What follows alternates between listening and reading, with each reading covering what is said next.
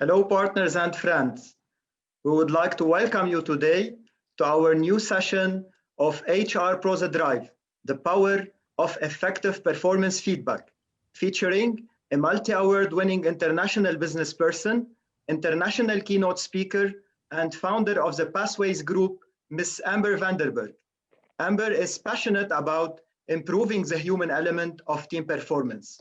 In 2016, she was the only female, only American, and only blonde Academy Elite football coach for the Adidas Game Day Academy in Bangalore, India. She worked with an international team of coaches to transform the organizational design, training development, and corporate culture to cultivate a higher performing team. Today, Amber and the Pathways Group work with international teams that struggle with coworker tension, inefficient processes, and unmet performance expectation in an action-focused approach to guide teams to become more effective, more efficient, and more enjoyable. Ms. Vanderburg, we are ready. The floor is all yours. Thank you so much. Thank you so much. Well, I am so glad to be here today. We're going to be talking a little bit about performance feedback for the next hour. So to start off, I thought we'd begin with a little performance. For my first act, I'm actually going to draw a picture. Now, what I want you to do is in the chat, I want you to give me some feedback on how good of a drawing that I'm doing. So how can I be a little bit better? My goal is to draw a picture of a self-portrait. I'm going to draw a picture of me, okay? So this is going to be my first round. Let's see here. I'm going to draw a face. I have two eyes and a smile. Okay, so this is my first self-portrait. Go ahead and look in the chat. And if you could give me some feedback, what could I do a little bit better? What's good? Give me some feedback on how I'm doing here. Go ahead, I'm gonna look here. All right, I'm seeing a little bit. So how is, oh, can you see it? There you go. That's a little bit better. The first trial doesn't give me, all right, add some details. Okay, all right. That's some feedback. I can work with that, but I think we can get a little bit more specific. So for that first round, I'm actually going to give you a 4 out of 10. All right, a 4 out of 10, it's okay, but I think we can do a little bit better. So I've been told to add a little bit more details, use more colors for my hair. Okay, all right. All right, I can take this feedback and try a little bit better. All right, new page. All right, so I have my face. You said to add hair. Add some hair. I'm gonna add some details. Here's some eyelashes, maybe a nose. All right, add a little hair. Hair would be nicer. All right, here we go. Here's some more hair. Let's see. Use some tools to help you get there. Use colors. Ah, I do have more colors. Here we go. I actually have some reddish hair. Here we go. Okay, all right. So this is our second round. This is my self-portrait now. I've added a little bit more hair. All right, what is some feedback on how I can do a little bit better? I see you use some colors. Help some tools. Okay, all right. That was a little bit better feedback. You were a little bit more specific. So for that, I am going to use a checkbox form of feedback. So first time, we used a Likert scale. This is strictly numbers. You got a 4 out of 10. This time I'm using a checkbox form of feedback. So on checkbox, I would like faster feedback to improve my performance. I'd like you to get a little bit more specific, and I'd like a greater quantity of feedback. So faster, more specific, and of a greater quantity. This is a different form of feedback that I'm looking to receive. All right. New page. I'm gonna try one more time. I'm gonna use the back of this page, be environmentally friendly. All right, so It depends on the context, on the expectation of drawing. Ah, good point. Good point. All right, let me see here. I'm going to start this over again. All right, ready? Context. I'd like it to look a little bit more like me. So I'm seeing, I'm going to draw some more hair. My expectation for my art is not fantastic, but I am going to draw a little bit, draw my eyelashes. This time I'm going to add some ears. And this time, all right, I see I'm going to add my body as well. So you can kind of see my body also. And I also have some bangs, so I'm going to add those in as well to be a little bit more detailed. I was told to use more color, so I have colored markers as well. All right, this is our final go. Let's see here. Eyebrows, eyebrows. Good. Letter talk. I'm going to say hello. Name it. I'm going to put my name right here, Amber. All right, this looks significantly better than the first one. Draw a smile like a big D. Ah. Oh, that is so much better. Okay, this one actually looks, I am not an artist, so this one actually looks better than what it is. All right, very good. Okay, so for my last bit of feedback, I'm actually going to use a combination. This one's going to be a little bit trickier. This time, I'm going to give you a 7 out of 10. You did a lot better, much better than the 4 out of 10. All right. This time, I want you to only give feedback using letters that begin with the letter A. It's a little tricky. And I want you to give a minimum of 3 words in your feedback. And this time, we have 10 seconds. All right. All right. It is supposed to be a portrait. All right. So this is much more specific on what type of feedback I'm looking for. All right, this is our final go. Doesn't look like me at all. Words that only begin with the letter A, minimum of 3 words. We have 10 seconds. Ready, set, go. All right, I'm gonna draw the hair. We're gonna do the mouth like a D. I'm gonna draw more specific eyes. There you go. Have some eyelashes that way. Maybe add some ears. We're told to make it self-portrait. Put her name. We're gonna put AV. Authentic arms. All right, adding the arms right here. Fantastic. Okay, this is my final self-portrait. All right, you guys gave very good feedback. Thank you very much. I'm gonna go ahead and stop the music here. Very good. So for that final go, I am going to give you I bet you can only imagine, a 10 out of 10. Woohoo. Wow. So we are only 10 minutes into this chat, and we've already learned some different ways that we can give feedback that can affect performance. Now, I'm not an artist. These were basically stick figures, right? So these weren't crazy different, but as I was given more feedback, I was able to improve my performance. And in the same regard as I was giving feedback to you, notice you were able to adjust the way that you were giving feedback to me based off of what I was looking for. Was I looking for faster feedback, more quantity of feedback? And the more specific that we can be in our performance feedback, the better and the more effective we can affect performance and improve our performance. Notice the first time I simply gave a 4 out of 10. We didn't really know where that 4 out of 10 came from, what I was actually looking for, and how we could really improve. But it was as we were getting more feedback that we were able to be more specific, to be strategic. Well, as stated before, my name is Amber Vanderburg, and I am, in case you haven't noticed from my accent, I am indeed American. And in fact, a few years ago, I actually was the only American. I was the only female, and I was the only blonde academy football coach or soccer coach for the Adidas Game Day Academies and Paris Saint-Germain in Bangalore, India.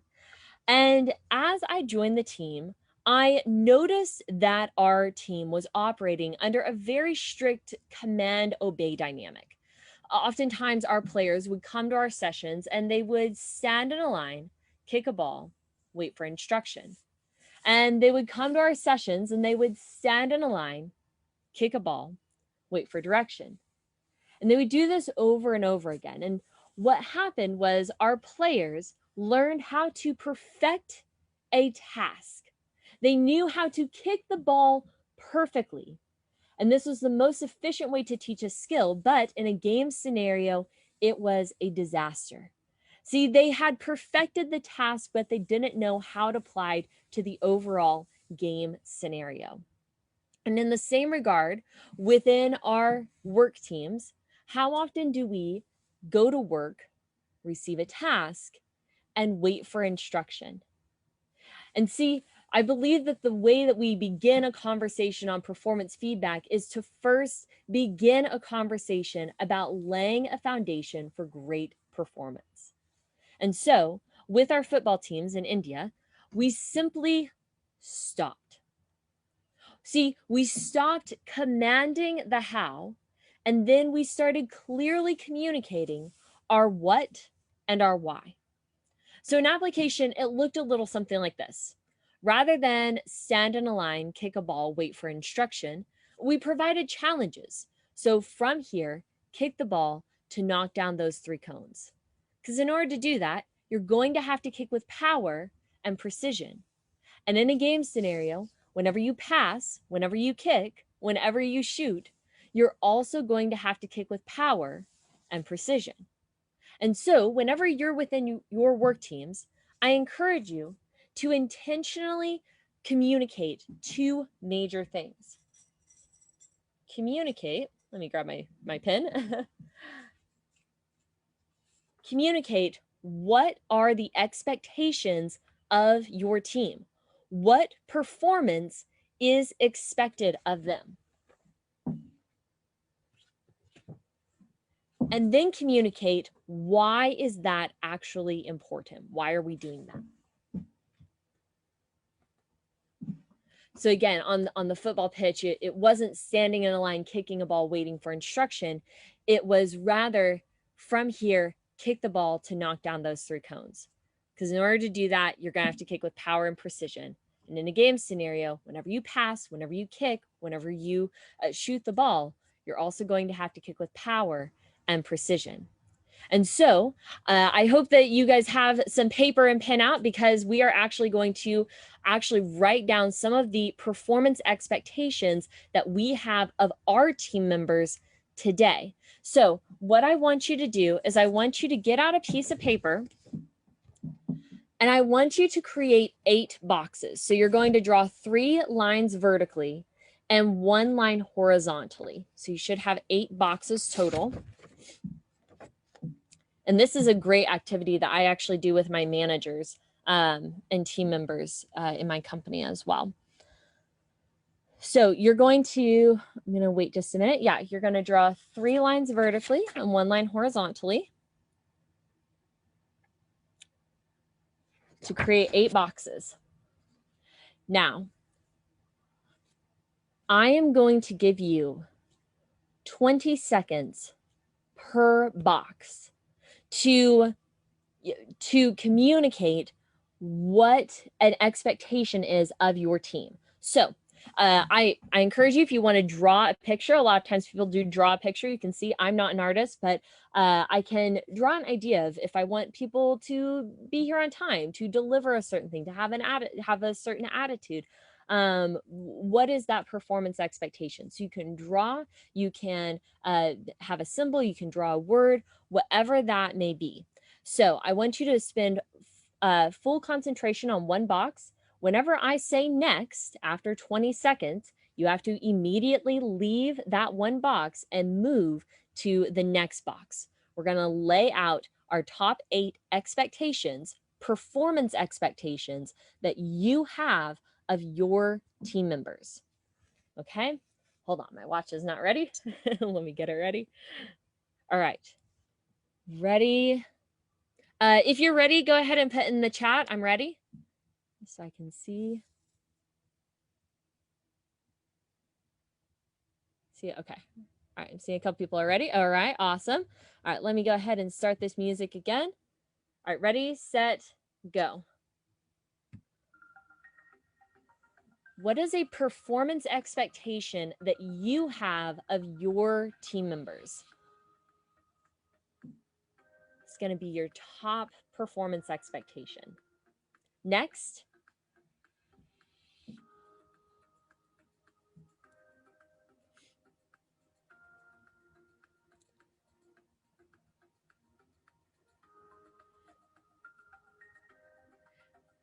Next.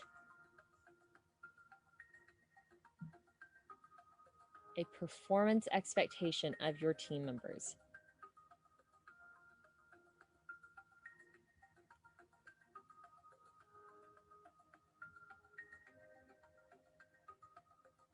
Next.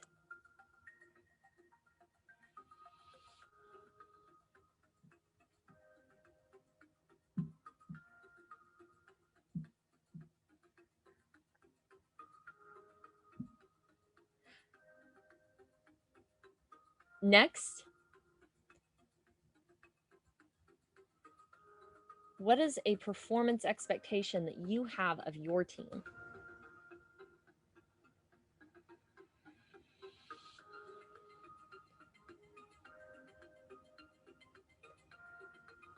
Next, we're about halfway done. What does that look like? Don't just write the word. Actually, what does that look like? What is that performance expectation?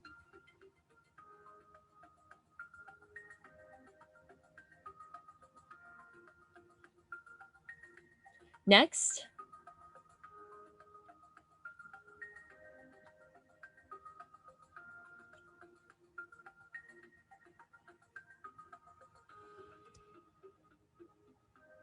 Next.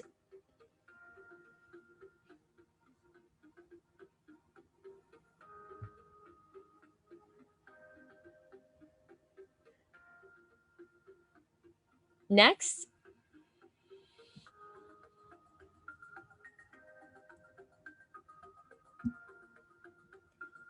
What's a performance expectation that you have of your team?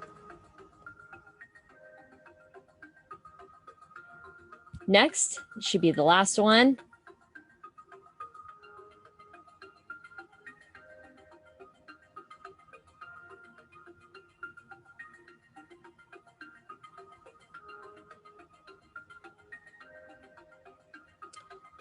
And time. Okay. How was that?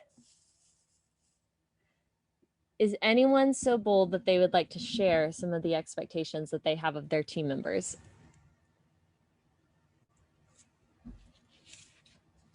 You can put in the chat as well.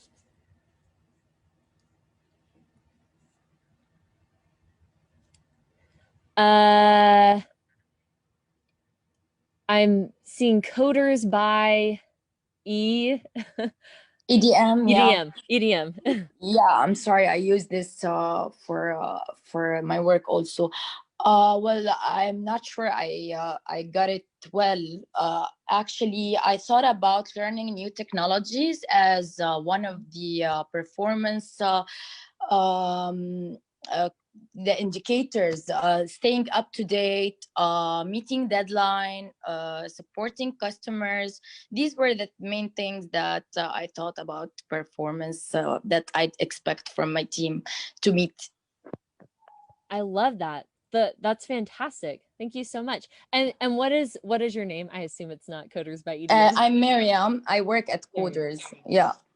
Miriam, very nice. Thank you so much for sharing. Thank you. I think I saw another hand somewhere. Maybe I didn't. I thought I saw someone somewhere.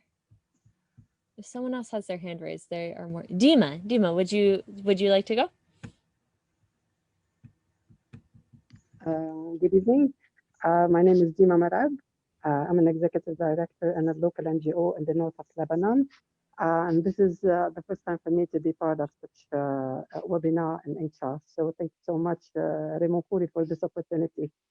Well, for this exercise, it's a bit challenging because we're sticking to time and 20 seconds, it's a bit short to think about that. But actually,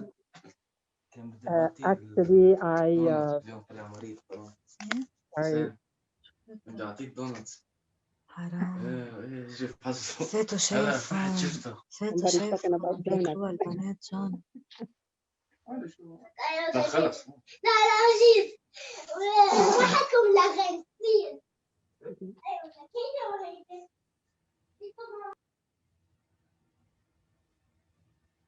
Okay, I think we had. Okay. All right. Yes. Well, welcome to the group, Dima. Yeah, if you want to, continue.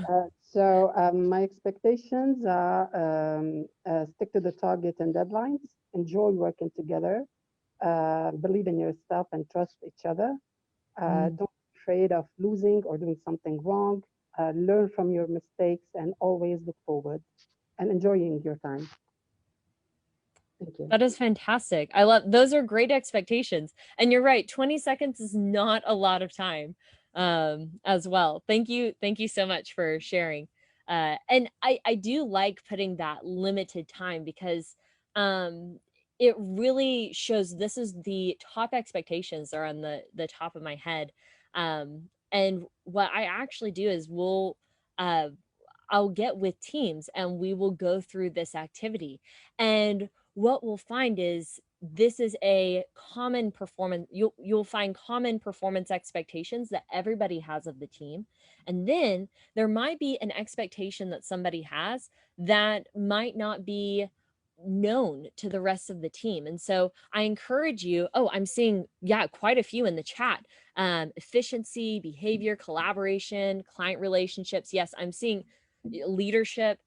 So I encourage you to actually look at what you've drawn and ask yourself, am I communicating or does my team know that these are really the top 8 expectations that I have of my team?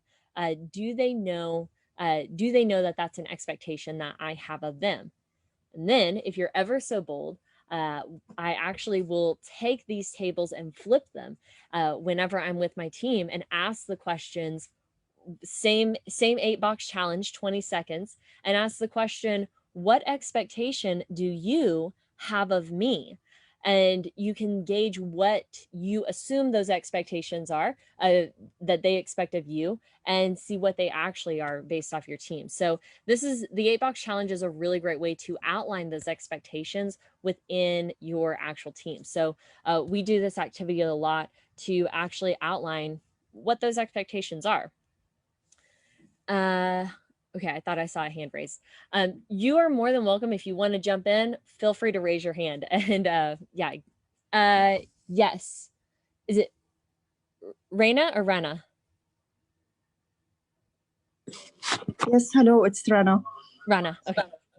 Actually, I just wanted to say, going back to what you said on the feedback, the what and the why, this is actually, I believe it's the same thing that we should follow for the expectation. When we set expectations, we should set the what and the why is expected, while maybe some of what we saw, like creativity and innovation and others, these are the how. So it's the behaviors expected in order to be able to reach the what, and the what is expected as a performance expectation. This is just my comment for that. Thank you. Yes, thank you so much for sharing. That's a really insightful comment. Yes, so your expectation should be related, yes, to your what and your why. And in fact, whenever I was working with our football teams, actually communicating that this is kick the ball to knock down those 3 cones, why to kick with power and precision, I actually saw some of the most heated debates I'd ever seen amongst 7-year-olds trying to decide the best way to kick the ball with power and precision. Here, it opened the doors for more conversations over complacency. And this is really important to acknowledge, because with those clear expectations of this is what we're going to do and why it's important, and then allowing opportunities for ownership within the how, we saw a little bit more conflict because we were challenging the norms and we were having conversations over complacency. And this really comes to it was really important for our team to acknowledge that, because we wanted to equip our team to be able to engage in powerful conversations when it came to performance. And so, where's my piece of paper? And so we actually worked with our teams to have proactive conversations. Now, proactive conversations is an activity that I use whenever I am working with a new team, whenever we're beginning a new project, or even whenever we are working with a new client. And so proactive conversations is a powerful tool that we use, and it actually goes something like this. At some point in this working relationship, at some point in the course of this project, there's probably going to be some sort of tension, some sort of conflict. I may feel you. We may have some frustration. And so, while our emotions are low now, let us have a proactive conversation about how we're going to handle that situation whenever it inevitably arises. And so this really was a simple 5-minute conversation that laid a foundation for really powerful conversation. And I want to pause here because I'm seeing a couple hands being raised. I think some people lowered them. Yes, Mikkel?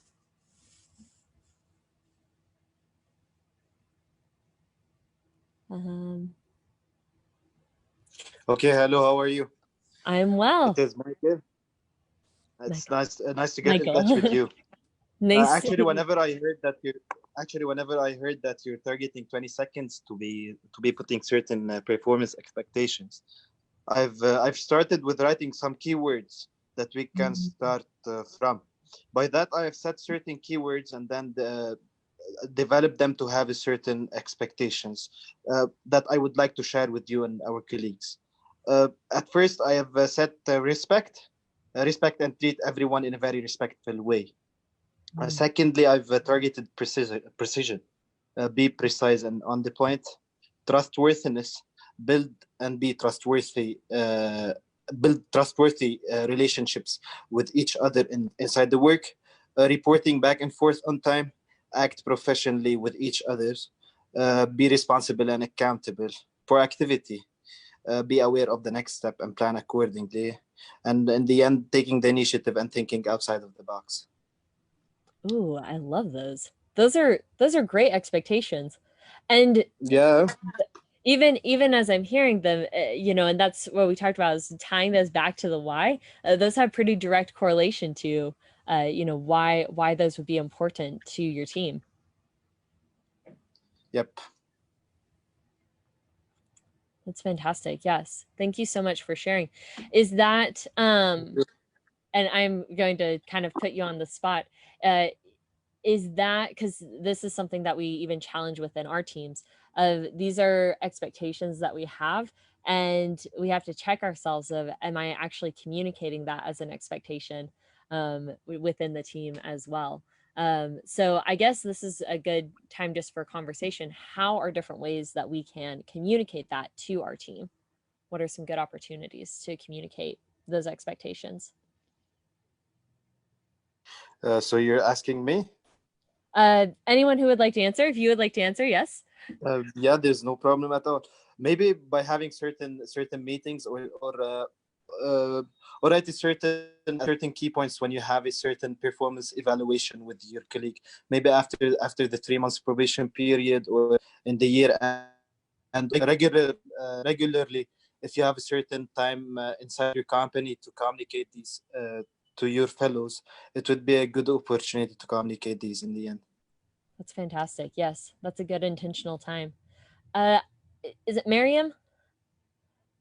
Cutters by EDM. Yes. Miriam, okay. Actually, it hasn't been a long while since I did the performance appraisal at the company I work for, and I ended each performance evaluation, if we can say, by a 1-to-1. It is 1-to-2 discussion, which is a discussion between me, as the HR consultant of the company, the employee, and his own supervisor.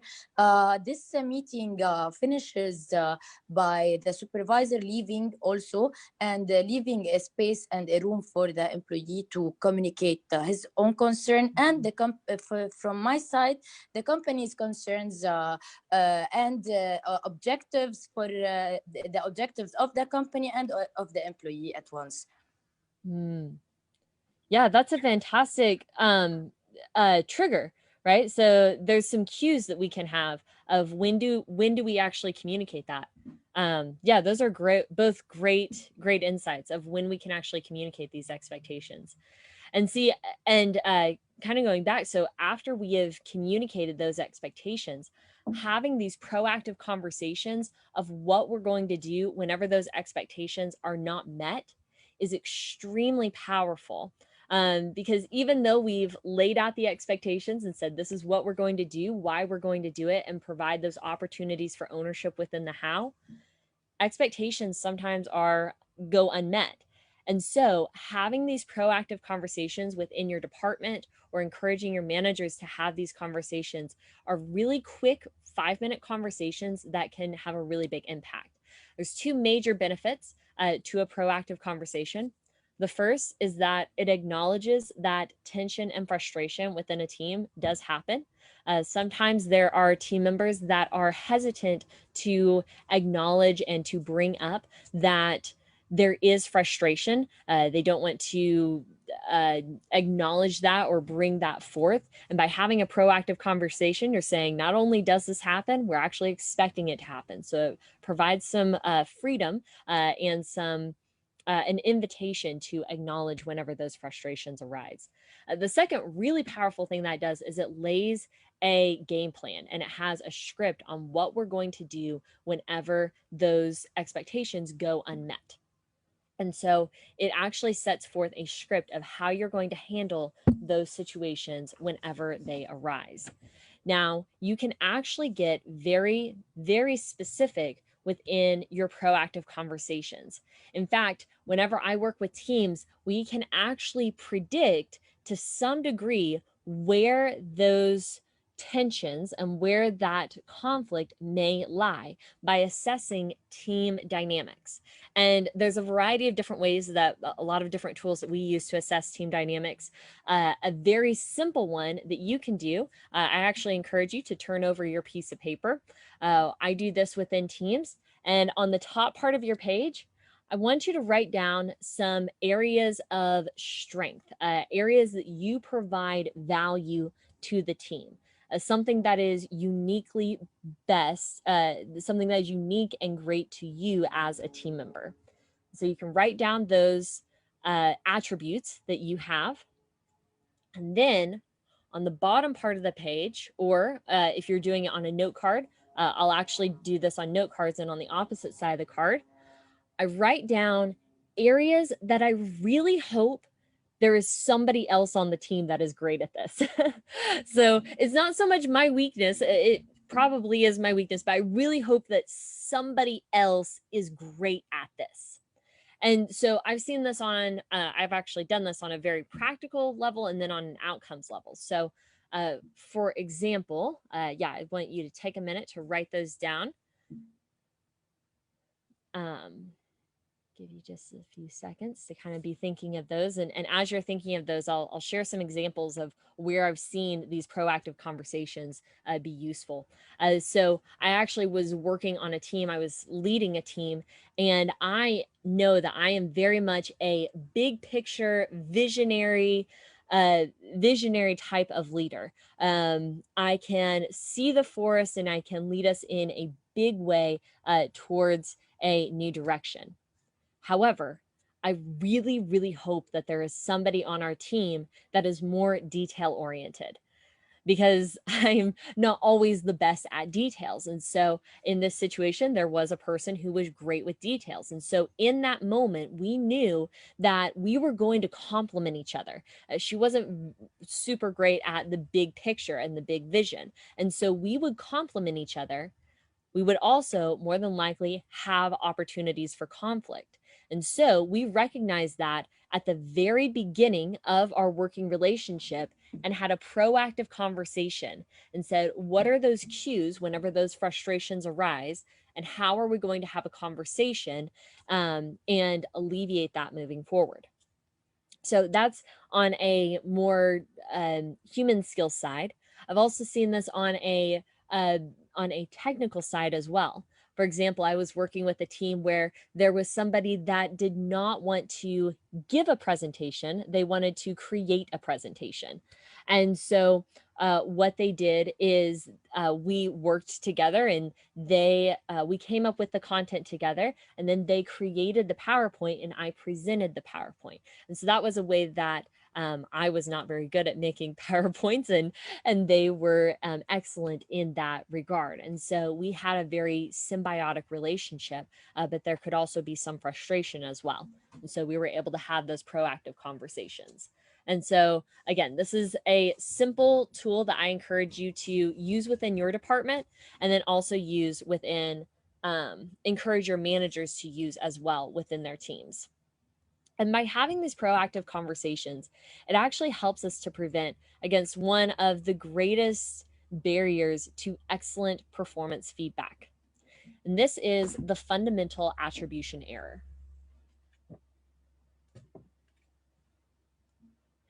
Now, the fundamental attribution error is a concept that says that too oftentimes we judge other people by their behaviors, while we judge ourselves by our intentions. We actually see this all the time in our everyday life. Whenever I'm driving down the road and somebody cuts me off, obviously they're a horrible driver, they're inconsiderate. What were they thinking? They should have their keys taken away. They're such a horrible driver and a hazard on the road. But whenever I cut somebody off on the road, then I wasn't intending to cut them off. I didn't see that the lane merge was coming. And so I start looking at my intentions and I start making those excuses. And so whenever we are giving our performance feedback, it can be very easy to overlook the fundamental attribution error. And so whenever you're met with undesired performance expectations, I encourage you to ask this question. What was your intention whenever you did that? And it's that simple of a question. And this simple question can actually change the entire coaching dynamic as an HR professional within our teams. I'll give you an example. I was working with a team and there was an individual that would come into meetings and was seen as extremely abrupt and abrasive. And some even said malicious. And so I went and I asked the individual, what is your intention whenever you are speaking up at meetings? And the individual actually was intending to be passionate and to be persuasive. And so in this simple question, we were able to identify a gap between intended performance and perceived performance. And we were actually able to enter in through more of a coaching aspect in bringing the two closer together. Imagine how differently this dynamic would have gone if I would have simply gone to the individual and said, hey, stop doing that, do this better. It would have been a very different dynamic. I first found out what his intention was and then was able to enter in through more of a coaching dynamic. And so be aware of this as you are addressing unmet performance expectations. So we're going to clarify our expectations and then address unmet expectations. In any way, shape, or form, whenever we are giving our performance feedback, it's important to know the purpose of our performance feedback. And so I'm going to share the 3 major purposes of performance feedback. And in all 3 cases, it's important that we get specific to get strategic. So we're going to get specific to get strategic.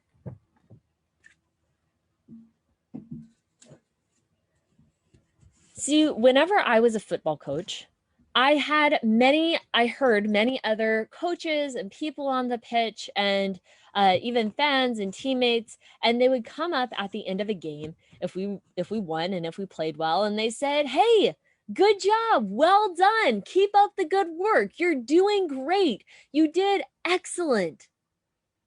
And while this was really good to hear, it wasn't specific enough for us to know exactly what behavior we needed to improve.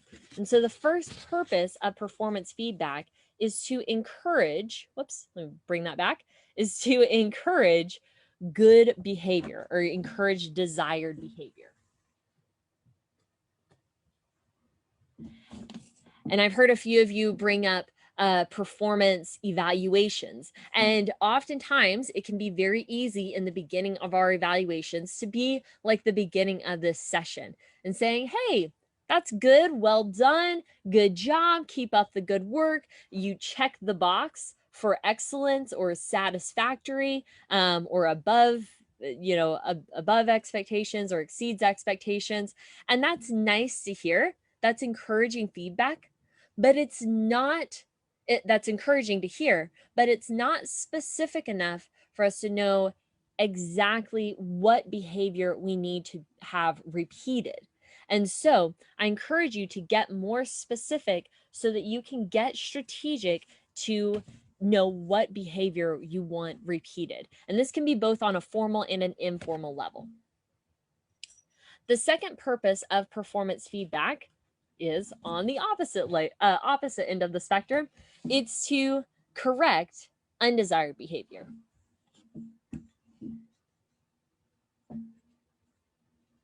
I think I'm seeing it's to correct undesired behavior. Whenever I was coaching football, I had a young lad that would love to come into the love to come into the hurdle whenever we were losing a game and tell us with exact precision what we needed to do to improve our performance and to actually win the game.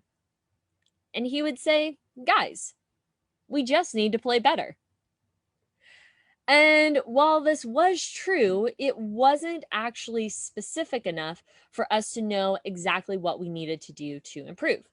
And so whenever you are correcting feedback, I encourage you to get really specific on what behavior you want improved. So it can be really easy whenever correcting performance feedback to lean into the emotion.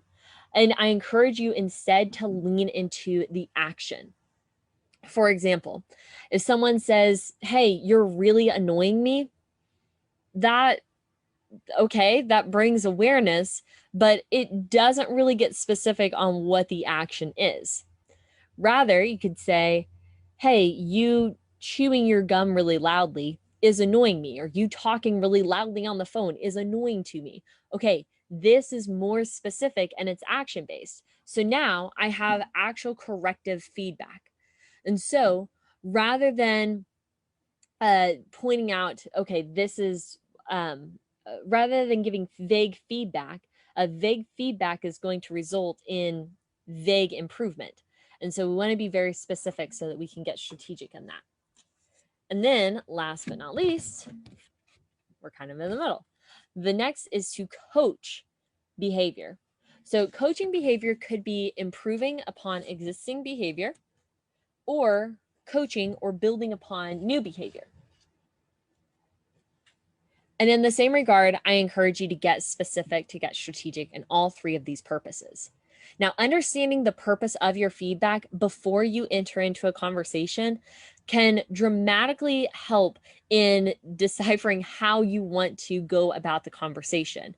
If you are going into a conversation about performance feedback recognize from the beginning, okay, do I want to encourage, correct, or coach the behavior of this individual? I'm going to pause here, see if anyone has any questions or comments. Not seeing any. Okay. Okay. So I have a question for you. What is the power of a love letter? What makes love letters so powerful?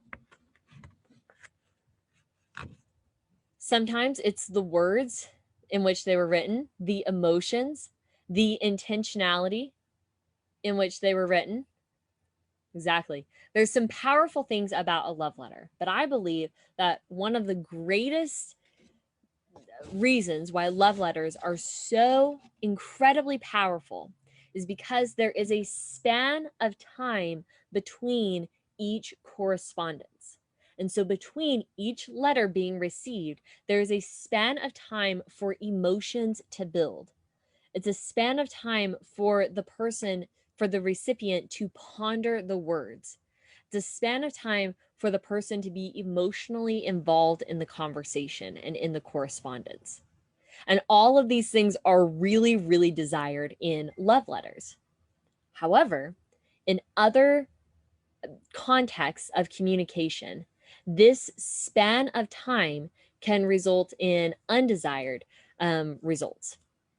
For example, if you have, or if you need to give highly emotional, very personal information or feedback, performance feedback, then sending a series of emails can actually allow a span of time between every correspondence for emotion to build, for the person to ponder the words. And it can actually result in some undesired emotions and behaviors. And so whenever you are delivering your performance feedback, I encourage you to consider the method of communication that you are using. So if you are giving more informational, generic information, then yeah, using a chat, using an email, using that form of communication is totally desired. But if you are going to give highly emotional, highly personal communication or performance feedback, I encourage you to get as personal as possible so that you can have quicker feedback loops. Now, in human resources, we all know that documentation is everything. So what I do is I actually have the conversation first. So we'll have either a Zoom call if we're able to meet, person to person, especially in a non-COVID world, then we'll do that. Or we'll do some sort of a phone call. Either way, I'm trying to get the fastest feedback loop that I can to have in-life conversation. And then after that, I'll send a summation of the conversation to the individual to have that documentation. So I encourage you to be mindful of the method of communication that you are using to have more desired results. So I'm seeing a couple hands raised. Dima, I saw your hand first. Yeah, Amber, if I may go back to the example where you said rather the intention was good, but the behavior was not that reflecting as positively. And now you're talking about getting specific in order to get strategic and we encourage the behavior. So what about intention in this case? Also, if it was mainly a bad intention. So how do we deal with that? If someone had a bad intention? Yeah. Like to sabotage the team?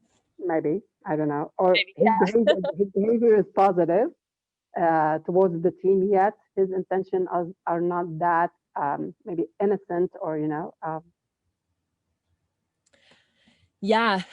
So if there is malice intentions within the team, then that is that's a different conversation. At that point, you're not so much talking about behavior. You're actually looking at the values and the mission of the organization as a whole. So if it's to sabotage a project, if it's to bring about harm to team members, if there's some conflict there of maybe wanting to yeah, if there's some drama between team members, then that goes into not as much performance, but actually the team dynamics side.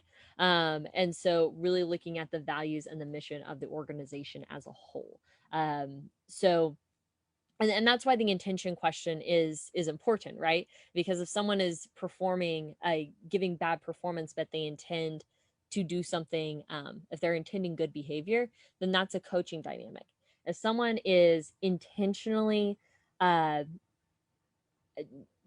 giving undesired behavior and it is with malicious intent, then that is a very different conversation. And actually, the conversation would more than likely be about if they are a good addition to to the team, and addressing that that conflict as a whole. Does that make sense?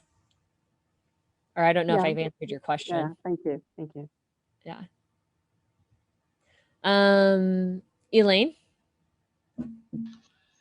Actually, it's Eliane. Oh, good evening. I apologize, Eliane.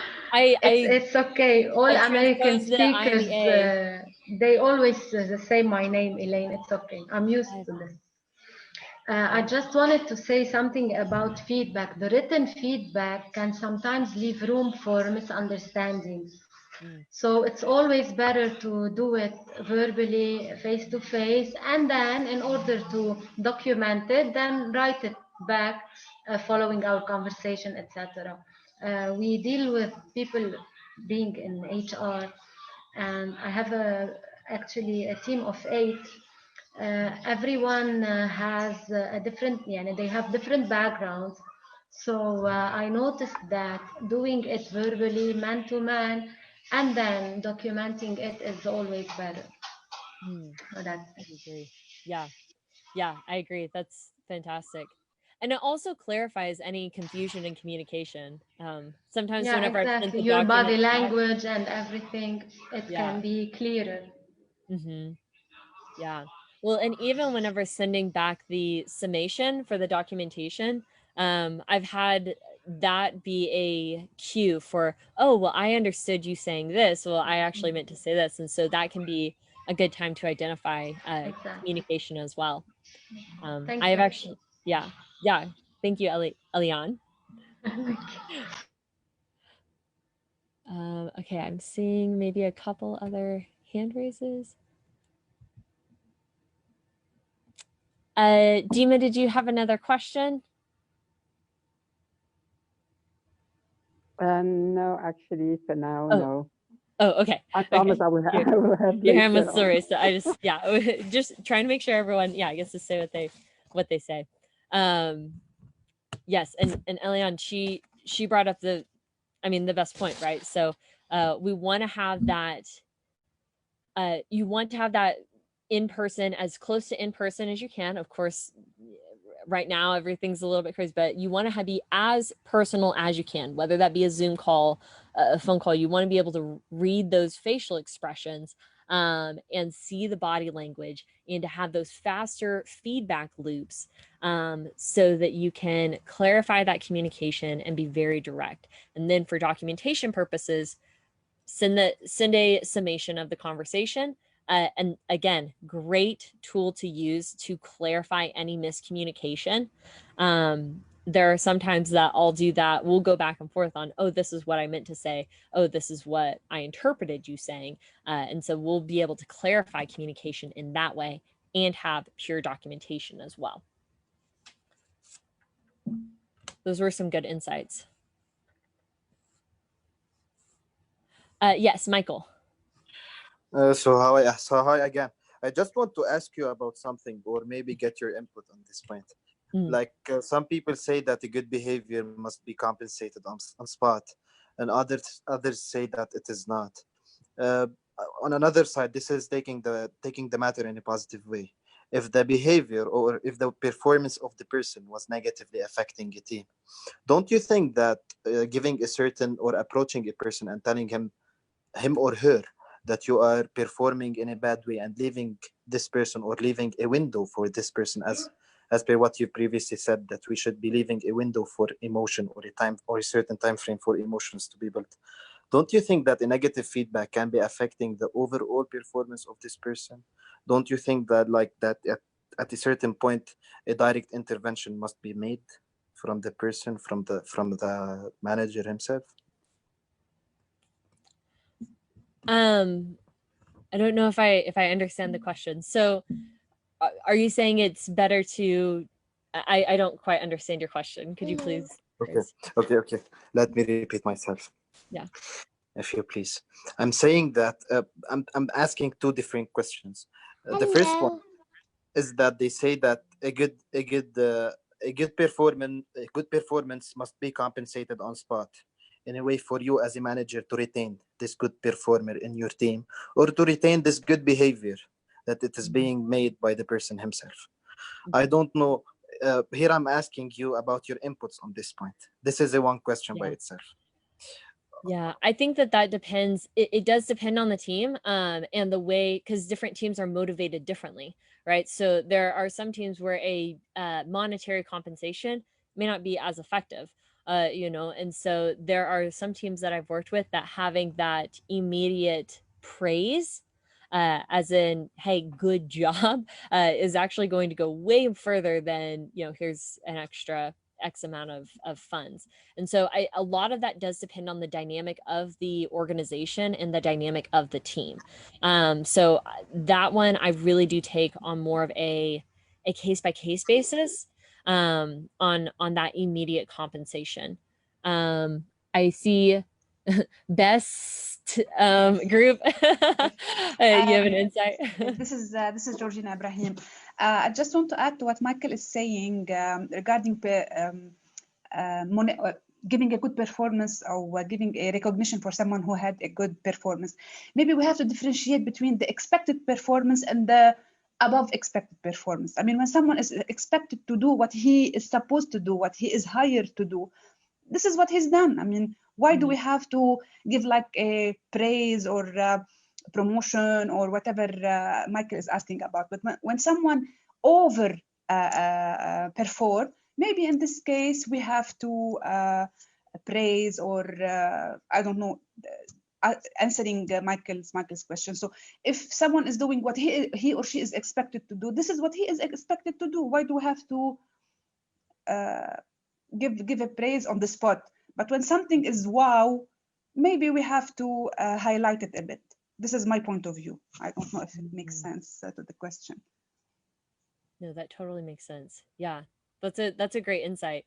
Yeah, I think that's huge as well. And it does come down to, before we can talk about feedback, we have to actually talk about performance expectations. Yeah. Eliane? I just want to add that when you're dealing at work, it's not like dealing with kids that you have to encourage all the time and say and praise them and so grown-ups, they as she just said, sorry, I forgot the name. When someone is doing his job, you can always say an encouraging word, but praising someone, it has to be for something additional, extra they did. So I totally agree. We can always be positive with people, just to encourage them, to motivate them, etc., but not do the extra things all the time. No, I don't think it's much professional anyways. Mm-hmm. Yeah, a lot of that is setting expectations. Yeah, because there are times that it's very similar to kids, right? I'm going to do my chores and then I get paid my allowance. Well, I mean, if that's always the expectation, then if the mom asks the child to do the chores without an expectation of allowance, there's some maybe some disconnect there, and so you have to be careful about what expectations you're setting and what precedent you're setting. Yeah. And then Michael, and then what was your, and then Michael, what was your second question? My second question was that if you need to keep a window or you need to keep a time frame between a negative feedback given to a person for emotions to be built, don't you think that this feedback given to this person might be affecting his performance on a longer period of time, maybe leading to to turnover of this person? So, I mean, the alternative is not addressing undesired behavior and letting it continue, right? So it is important to, I've actually worked with teams where it's, okay, I'm going to bring awareness to this undesired behavior and allow a span of time for this behavior to be improved. And in fact, you actually are leading me to my last point. And I know that I'm going to go over for just a few minutes, so I apologize. But there's a big question about how often we should give performance feedback, both formally and informally. And so with formal feedback, meaning written feedback or documented feedback, most studies show that performance feedback given either quarterly or bi-monthly is the most preferred rate of formal performance feedback. And so that's going to be every 2 to 3 months. Now, in this time, that is enough of a span of time. This is why studies are showing this. There is a span of time for you to give performance feedback, for you to digest. This is the emotional part, right? You have to digest what performance feedback you've been given, have some sort of an action plan to improve upon that performance,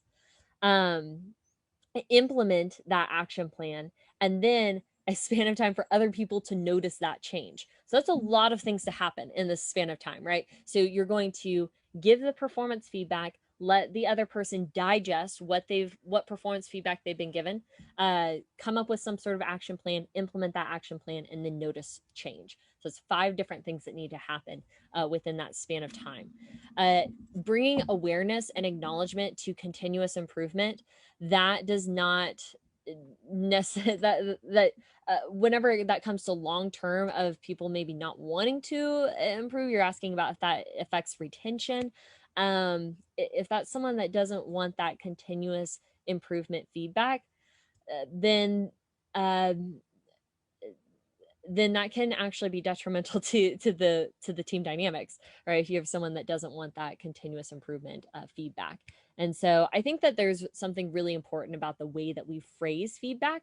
I've had worked with several teams that say, okay, I have a team member that doesn't want to be told that the way that their performance is today is not good.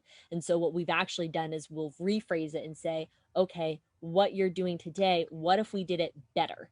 And so that slight change actually reframes the question a little bit differently. So yeah, there's a difference in saying, okay, well, what if we continuously improve? So yeah, so those are some of the different ways that we can give formal feedback. Now, whenever it comes to informal feedback, this is going to be your everyday conversations. This is going to be, actually checking in, especially with a remote team, doing those check-ins. Most studies are showing with millennials, especially and up, there is a minimum of 2 to 3 times per week. Now, that's going to vary depending on the team and the organization, but most studies are showing 2 to 3 times a week, some sort of check-in for informal feedback, so that you can have those feedback loops. And so what happens is that end of year review is not a surprise. It's actually a summation of these 4 to 6 other formal reviews that you've been given throughout the year. And so that annual review is going to be more of a summation. I'm seeing, I apologize, I can't, Best. Uh-oh, you're on mute. No, you already.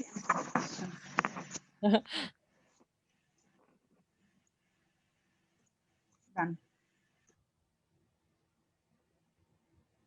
Oh, okay. Okay. Okay. Yeah, so those are, yeah, so you want to keep in mind the rate at which we are giving feedback and the rate at which we're expecting change. So I think that that's important to acknowledge, because if you're giving some formal feedback and then you're giving formal feedback a week later, you're probably not going to see a huge dramatic change. In the same way that if you're doing, say, a weight loss program, you might not see a dramatic change in the first week, you will see after a few months. So that's going to be a huge difference. So I want to be respectful of our time. I know that we have gone over a bit today. I would love to continue the conversation with you all. I am available on LinkedIn, Twitter. Here's my Twitter account. Let me move that. Yeah, on LinkedIn, on Twitter, on any social media, I am there.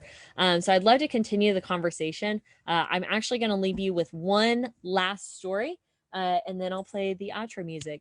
So whenever we've learned a lot of different phrases today. We've learned a lot of different concepts. We've done a lot of different activities. And it actually reminds me of my time whenever I was coaching football. And I had a young lad named Achinthia. And Achinthia was 6 years old, and he was so excited for his first day of football. And so he came rushing out onto the field, and he began yelling, "Pass, pass, pass!" And I noticed that Achinthia was yelling pass even whenever the other team had the ball. And he was yelling pass whenever he was miles away from the action. And he was yelling pass even whenever he had the ball. And so he was running with the ball going, pass, pass, pass. And so I looked at Achinthia. I said, Achinthia, why are you yelling pass? And he looked up at me and he said, Miss Emberman, I do not know what it means. I only know it is a football word. And sometimes sometimes we hear organizations and leaders sound a little bit like my friend Achinthia, yelling, leadership, collaboration, teamwork, performance feedback, reviews, we got this. Because we know these are really good words that can lead to really big goals. But if we're in the wrong position, if we're miles away from where we should be, or even if we have the ball and we don't know in which direction we're going, then saying these words that we've learned today, they're not only ineffective, but they're actually detrimental. Eventually, the team is gonna tune you out. But if we first take the time to clarify our expectations and clearly communicate our what and our why, and provide those opportunities for ownership and the how. And if we have these proactive conversations, keeping in mind the fundamental attribution error, and if we know the purpose of our feedback, if it's to encourage or correct or coach performance, and if we give our feedback in a timely manner to the right audience in the right way, in the right at the right time, then we will be in a position to actually yell pass, to receive the ball, and to move forward and to score really big goals. So I hope that you guys have taken away at least some activities that you can do within your team today, changed a little bit of the way that you can give performance feedback. Keep in mind that the way that we give performance feedback can affect the way that our team performs and the way that our team scores really big goals. So thank you so much for having me here today. Let's see here. Every good speaker has some outro music, so I'm going to play a little bit of outro. And I'd love to stay in touch. Thank you so much. Thank you, Amber, for this lovely webinar. It was great pleasure having you on board. And thank you everyone for the participation. Thank you so much. It was amazing. Thank you, Antoine. Thank you, Amber. It was nice. Very nice.